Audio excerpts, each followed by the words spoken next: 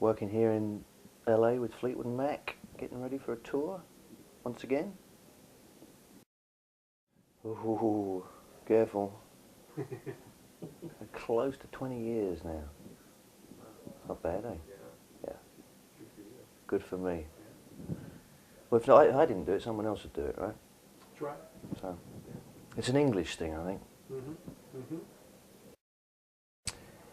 You know what, this was the one question that I thought, what am I going to say? Because I don't listen to much, it grabs me. I either hear it, I don't search stuff out.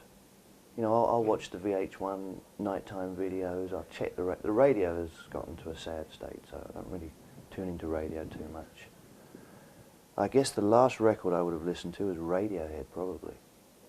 It's a great album, love them, great band. I like some of the rap stuff, you know. I do. Some of it's really good, some of it's really well put together, and I can listen to it. Other stuff leaves me a little cold.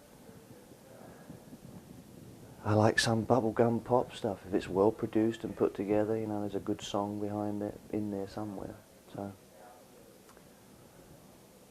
but nothing's really grabbed.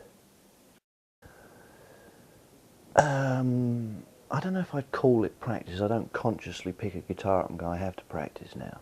I have one on the couch, I have one on the bed. I'll sit and play a guitar while I'm watching TV for hours and not even realise I'm playing. So that's the only form of practice I really do. If I've got a song and I've got parts that I need to work on, yeah, I'll go home, chuck it in the software in the computer. But practice, no, because I think you can probably, like we were talking earlier, over-practice something. You've got to leave room for that spark. A little unknown is okay, because if you know your fingers, you know your neck, you'll find something, you know. Absolutely. I just got a guitar from a guitar builder, Jason Schroeder, up in Northern California. Young guy, introduced himself to me after a show and just said, hey, you know, I make guitars, would you mind if I sent you a couple? And for guitar players, I'm sure you realise, to get an instrument that's been built by one guy with a huge amount of love behind it, with beautiful workmanship, that's a real treat for a guitar player. So yeah, only yesterday I was sitting for a long time taking pictures of this guitar, admiring, oh, look at how tightly he's put that in there. Look at that lovely wood and that surrounding. Yeah, they're a work of art. Just like looking at a painting, I can sit there and look at a guitar, like, that's a beautiful instrument, look at that. So, yeah, it's not just a thing that makes a noise, it's a work of art, it's beautiful. I couldn't remember what make it was, but it was a gut string classical guitar with an action like this that made my fingers bleed.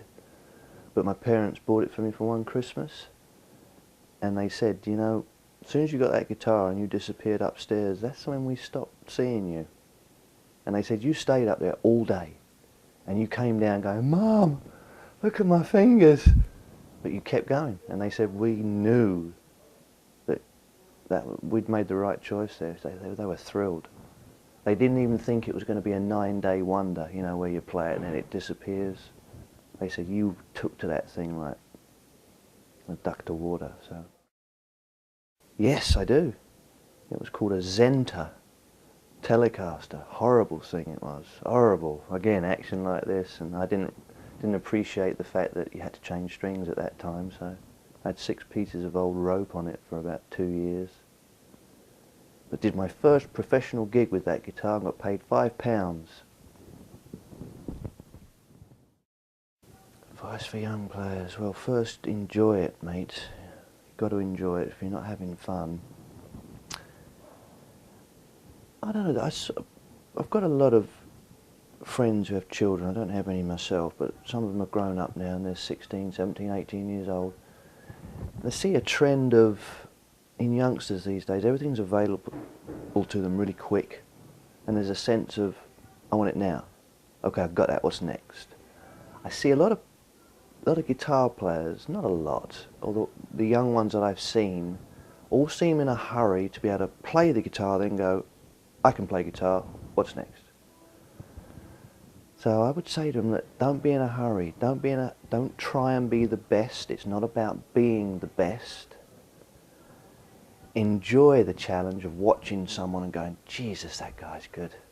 Aspire to be like that. Don't worry if you don't get as good as him. You may unknowingly become as good as him, but if you do ever get to the stage where you think you are as good as, then you've missed the point, I think.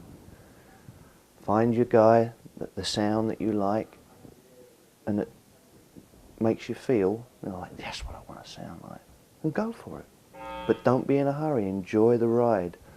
Getting from point A to B isn't the goal. There's steps in between that need to be experienced, ups and downs, to get to a complete B, you know what I mean? So enjoy the ride. It's not a race.